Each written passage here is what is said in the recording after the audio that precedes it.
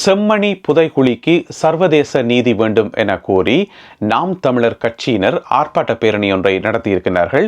இது குறித்து விரிவாக விளக்கமாக இந்த காணொலியில் பார்க்க இருக்கின்றோம். செப்டம்பர் முதல் வாரத்தில் பயங்கரவாத தடைச்சட்டம் நீக்கப்படும் என அமைச்சர் விஜித ஹேரத் அவர்கள் வாக்குறுதி வழங்கியிருக்கின்றனர். அது குறித்தும் விரிவாக பார்க்க இருக்கின்றோம். 80 பாராளுமன்ற உறுப்பினர்களுக்கு எதிராக நடவடிக்கை எடுக்கப்பட இருப்பதாக அறிவிக்கப்பட்டுள்ளது. அந்த 80 பாராளுமன்ற உறுப்பினர்களும் செய்த குற்றம் என்ன, எதற்காக இந்த நடவடிக்கை என்பது சம்பந்தமாகவும் விரிவாக பார்க்க இருக்கின்றோம். முன்னாள் அமைச்சர் SM சந்திரசேன அவர்கள் கடந்த வாரம் கைது செய்யப்பட்டமை உங்கள் எல்லாருக்குமே தெரியும். அவர் கைது செய்யப்பட்ட விதம் சம்பந்தமாக ஒரு ரகசியமான தகவல் ஒன்று வெளியாகி இருக்கிறது. ஒரு ஆங்கில பத்திரிகை இந்த தகவலை வெளியிட்டிருக்கிறது. எனவே அது குறித்தும் விரிவாக பார்க்க இருக்கின்றோம். இந்த செய்திகள் உட்பட மேலும் பல செய்திகளும் தகவல்களும் அத்துடன் ஒரு முக்கியமான கேலி சித்திரமும் இன்றைய காணொலியில் காத்திருக்கின்றன. தமிழடியான் சொந்தங்கள் அனைவருக்கும் வணக்கம். ஜூலை மாதம் 6ஆம் தேதி 2025 ஆண்டு ஞாயிற்றுக்கிழமை. வாருங்கள் காணொளிக்குள் போகலாம். செம்மணி மனித புதைகுழிக்கு சர்வதேச நீதி வேண்டும் என கோரிக்கை வைத்து மதுரை மாவட்டத்தில் ஒரு ஆர்ப்பாட்ட பேரணி ஒன்றை நடத்தியிருக்கிறார்கள் நாம் தமிழர் கட்சியினர். நாம் தமிழர் கட்சியினர் மற்றும் அவர்களுடன் இணைந்து தமிழர் மக்கள் இயக்கம் மற்றும் தமிழ் தேசிய பேரியக்கம் ஆகிய கட்சிகளைச் சேர்ந்த உறுப்பினர்கள் இந்த ஆர்ப்பாட்ட பேரணியை நடத்தியிருக்கிறார்கள். மதுரை மாவட்டத்தில் இருக்கக்கூடிய மேலூர் நகரத்தில் இருக்கக்கூடிய பேருந்து தரிப்பிடத்தில் இந்த கண்டன ஆர்ப்பாட்ட பேரணியை நேற்றைய நாளில் நடத்தியிருக்கிறார்கள். இந்த ஆர்ப்பாட்டத்தில் கலந்து கொண்டவர்கள் செம்மணி மனித புதைகுழிக்கு சர்வதேச நீதி கிடைக்க வேண்டும், ஐக்கிய நாடுகள் சபை நேரடியாக தலையிட்டு இதற்கு தீர்வு பெற்றுக் கொடுக்க வேண்டும் என வலியுறுத்தியதுடன் இந்திய மத்திய அரசாங்கம் தன்னுடைய மௌனத்தை கலைத்து இது சம்பந்தமாக நடவடிக்கைகள் எடுக்க வேண்டும் எனவும் அவர்கள் கோரிக்கை வைத்திருந்தார்கள். அதே நேரம் தமிழக அரசும் இதில் குரல் கொடுக்க வேண்டும், குறிப்பாக தமிழக சட்டசபையில் இது சம்பந்தமாக தீர்மானம் நிறைவேற்றப்பட வேண்டும் என ஆர்ப்பாட்டக்காரர்கள் கோரிக்கை வைத்திருந்தார்கள். இந்த ஆர்ப்பாட்டத்தில் கவனிக்க வேண்டிய ஒரு முக்கியமான சம்பவம் ஒன்று நடந்தது. என்னன்னு சொன்னா, இந்த ஆர்ப்பாட்டத்தில் ஒரு பேனர் ஒன்று வைத்திருந்தார்கள். அந்த பேனர்ல பாத்தீங்கன்னு சொன்னா செயற்கை நுண்ணறிவை பயன்படுத்தி உருவாக்கப்பட்ட போலியான படங்கள் அதுல அச்சிடப்பட்டிருந்தது. இது அந்த ஆர்ப்பாட்டத்தை ஒழுங்கு செய்தவர்கள் அல்லது அந்த பேனரை அடித்தவர்களுடைய பிழை கிடையாது. இந்த செயற்கை நுண்ணறிவு படங்களை உருவாக்கி பரவ விட்டவர்களுடைய பிழை. இதுக்கு தான் திரும்ப திரும்ப நாங்கள் சொல்லிக்கொண்டே நாங்கள் செயற்கை நுண்ணறிவு படங்களை உருவாக்க வேண்டாம், அது தவறான தகவல்களை சர்வதேசமெங்கும் பரப்பி விட்டுரும். எனவே அப்படியான படங்களை உருவாக்கி வெளியில பரப்புறதால உண்மை மூடி மறைக்கப்படும்.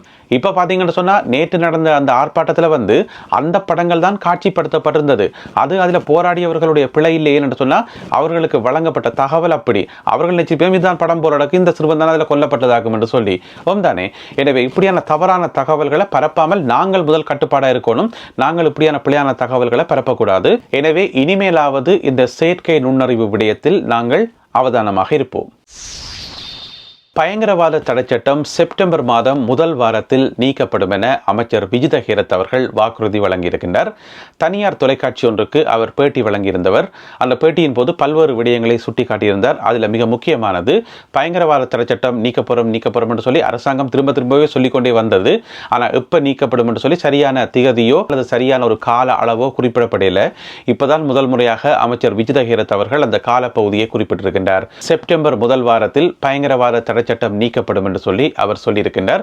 அந்த தனியார் தொலைக்காட்சிக்கு வழங்கிய பேட்டியின் போது அதில் இன்னொரு விஷயம் சொல்லியிருக்கார். என்று சொன்னா இலங்கை விவகாரத்தில் சர்வதேச தலையீடு தேவையில்லை என்று சொல்லியிருக்கார். இதைத்தான் கடந்த காலத்தில் இருந்த அரசாங்கங்களும் சொன்னது, சர்வதேச தலையீடு வேண்டாம் என்று சொல்லி. ஏன் சர்வதேச தலையீட்டுக்கு பயப்படுறீங்க? ஒரு பிழையும் இல்லை என்று சொன்னா எல்லாமே சரியா நடக்குது, எல்லாமே பெர்ஃபெக்டாக நடக்குது என்று சொன்னா ஏன் சர்வதேச தலையீடு வேண்டாம்? இப்ப சர்வதேச தலையீடுன்றது ஏனைய விஷயங்கள் இருக்குதானே. இப்ப IMF நாட்டில் வறுமை இருக்குது, கஷ்டம் இருக்குண்டி போட்டு காசு கொடுக்குது. IMF நாடு முழுக்க தெரியுது, அங்கேயும் இங்கேயும் தெரியுது, எல்லா விதமான ஆய்வுகளையும் மேற்கொள்ளுது, கேள்வி மேல கேள்வியில கேட்குது, ரிப்போர்ட்டை கொண்டு வா, அதை கொண்டு வா, இதை கொண்டு வான்னு கேட்குது. எல்லாத்தையும் நீங்க கொடுக்குறீங்க, எல்லா கூட்டத்துக்கும் போறீங்க, கேட்கிற எல்லா கேள்விக்கும் பதில் சொல்றீங்க, கையை கட்டி கொண்டு நிற்கிறீங்க, பிறகு காசு வாங்குறீங்க. அதுவும் ஒரு சர்வதேச தலையீடு தானே. IMF உள்நாட்டு நிறுவனமா இல்லை தானே. அதோட IMF சும்மா காசை கொடுக்குது அப்படி இல்லை. அதை செய்யண்டது, இதை செய்யண்டது, கரண்ட் பில்லை கூட்டண்டது, எத்தனையோ விஷயங்கள் சொல்லினோம். எனவே அது சர்வதேச தலையீடு தானே. அது மட்டும் ஓகே, இது மட்டும் ஓகே இல்லை என்று சொன்னா என்ன அர்த்தம்? 80 பாராளுமன்ற உறுப்பினர்களுக்கு எதிராக முக்கியமான நடவடிக்கை ஒன்று எடுக்கப்பட இருப்பதாக தகவல் ஒன்று வெளியாகி இருக்கிறது. இந்த 80 பாராளுமன்ற உறுப்பினர்களும் முன்னாள் பாராளுமன்ற உறுப்பினர்கள் கிடையாது, இந்நாள் பாராளுமன்ற உறுப்பினர்கள், இப்போதைய பாராளுமன்ற உறுப்பினர்கள். சரி, அந்த பாராளுமன்ற உறுப்பினர்கள் செய்த பிழை என்னன்னு பார்த்தீங்கன்னு சொன்னா, கணக்கு வழக்குகள் காட்டியல, சொத்துக்களை பற்றி ஒழுங்கா தகவல் கொடுக்கல என்றுதான் அவர்கள் மீது சாட்டப்பட்டிருக்கிற குற்றச்சாட்டாகும். அதாவது இந்த பாராளுமன்ற உறுப்பினர்கள் பாராளுமன்ற தேர்தல் நடக்கும் தானே, அப்ப தேர்தலில் போட்டி போடைக்குள்ள கணக்கு வழக்கெல்லாம் சமர்ப்பிக்கணும், அது வேற விஷயம். ஆனா இது இன்னும் ஒரு விஷயம். இது என்னன்னு சொன்னா, ஒவ்வொரு பாராளுமன்ற உறுப்பினரும் ஒவ்வொரு வருடமும் மார்ச் மாதம் 31ஆம் தேதிக்கு முதல் அவர்களிடம் இருக்கக்கூடிய சொத்துக்கள் ஏனைய விவரங்கள் எல்லாத்தையும் சொல்லணும் என்று சொல்லி ஒரு சட்டம் இருக்குது. ஏன்னு சொன்னா, இந்த குறிப்பிட்ட காலப்பகுதிக்குள்ள அளவுக்கு அதிகமாக சொத்து சேர்த்திருக்கணுமா இல்லையா என்னன்னு சொல்லி. எனவே அது எல்லாத்தையும் மூடி மறைச்சு பொய் கணக்கு காட்டுறது அப்படின்னு சொல்லி அவைக்கு நல்லபடியாக தெரியும், அது வேற பிரச்சனை. இருந்தாலும் கூட சம்பிரதாயத்துக்கு இந்த சொத்துகள் கணக்கு வழக்கெல்லாம் காட்டணும். ஆனால் 80 பாராளுமன்ற உறுப்பினர்கள் இந்த மார்ச் மாதம் 31ஆம் தேதிக்கு பிறகும் கூட இன்று வரைக்கும் கணக்கு வழக்கு ஒன்றும் காட்டலையாம். எனவே அந்த 80 பேருடைய பேர் பட்டியல் இன்னும் வெளியாகையில் அவர்கள் மேல நடவடிக்கை எடுக்கப்படும் என்று சொல்லப்படுகிறது. எனவே நடவடிக்கை எடுக்கப்படும் போது எங்களுக்கு தெரிய வரும் யார் யார் அந்த 80 பேர் என்று சொல்லி. அது மட்டும் இல்லாமல் இந்த 80 பாராளுமன்ற உறுப்பினர்களுடைய சம்பளம் இருக்குத்தானே, அவர்களுக்கு பாராளுமன்றத்தில் வழங்கப்படுற சம்பளம், அதுல 1/3 பகுதி சம்பளத்தை பிடிச்சு கொள்றதுக்கு அரசாங்கத்துக்கு நிதி அமைச்சுக்கு அதிகாரம் இருக்கு என்று சொல்லப்படுகிறது. அதாவது இந்த கணக்கு வழக்குகளை ஒழுங்கா காட்டாத இந்த பாராளுமன்ற உறுப்பினர்களுடைய சம்பளத்தை 1/3 பகுதியை பிடிப்பதற்கு அதிகாரம் இருப்பதாக சொல்லப்படுகிறது.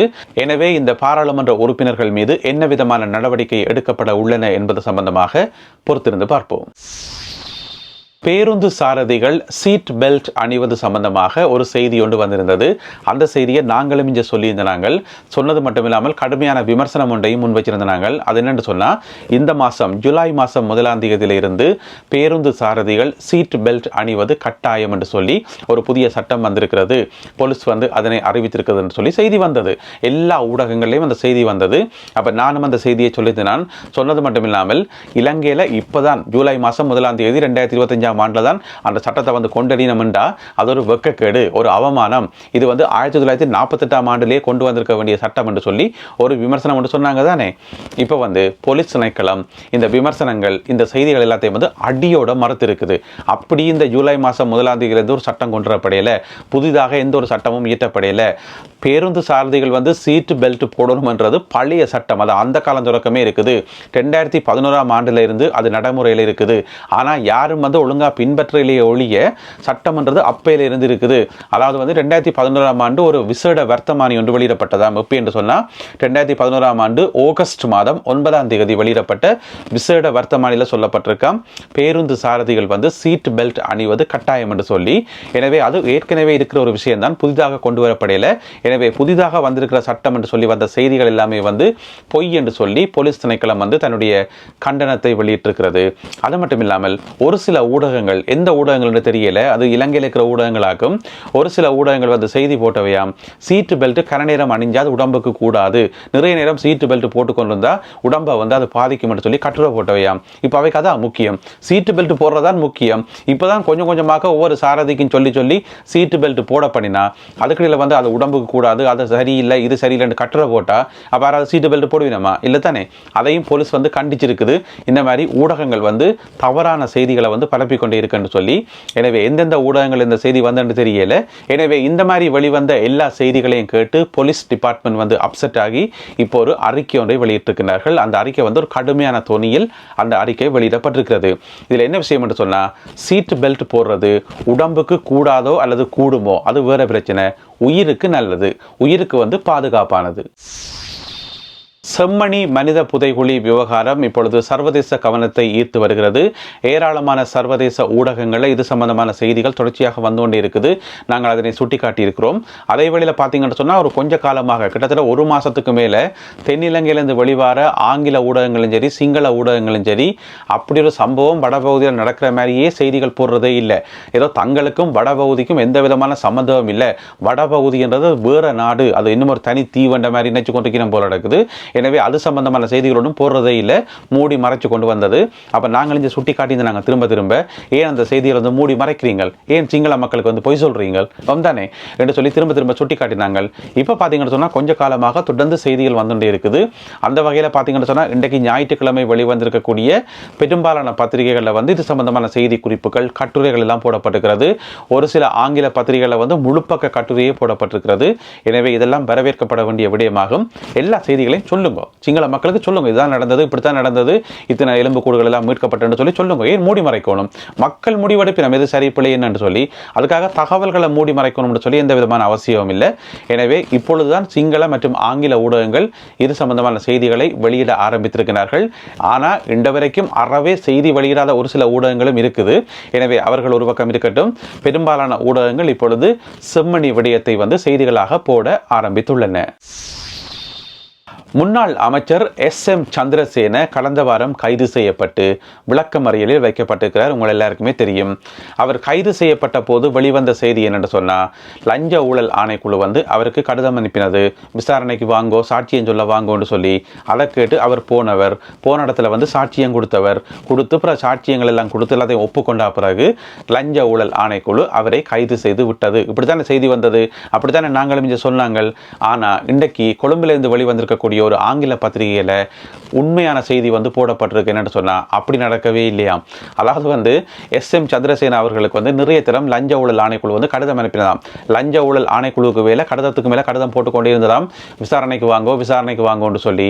அவர் வந்து வரவே இல்லையாம். அவர் அனுராதபுரம் தானே, அனுராதபுரத்துல இருந்து கொழும்பு பக்கம், கொழும்பு எங்க இடக்கண்டு கேட்டு போட்டு பேசாம இருந்துட்டாராம். அந்த பக்கமே போகலையாம், விசாரணைக்கு போகல. பிறகு போன கிழமை வந்து லஞ்ச ஊழல் ஆணைக்குழுவுக்கு ஒரு ரகசிய தகவல் ஒன்று கிடைச்சதாம். என்னன்னு சொன்னா, SM சந்திரசேன இருக்கார் தானே, அவர் வந்து கொழும்புக்கு வாரார். கொழும்புக்கு ஏன் வாரார் என்று சொன்னா, முன்னாள் அமைச்சர் ஒரு ஆள் வந்து இப்போ கிட்டல காலமானவர் தானே, காமினி லொகுகே என்று சொல்லி அவருடைய இறுதி சடங்குக்கு வருவார். எனவே ஆளை அங்கே வச்சு பிடிங்கன்னு சொல்லி லஞ்ச ஊழல் ஆணைக்குழுக்கு வந்து ஒரு ரகசிய தகவல் ஒன்று கிடைச்சிருக்குது.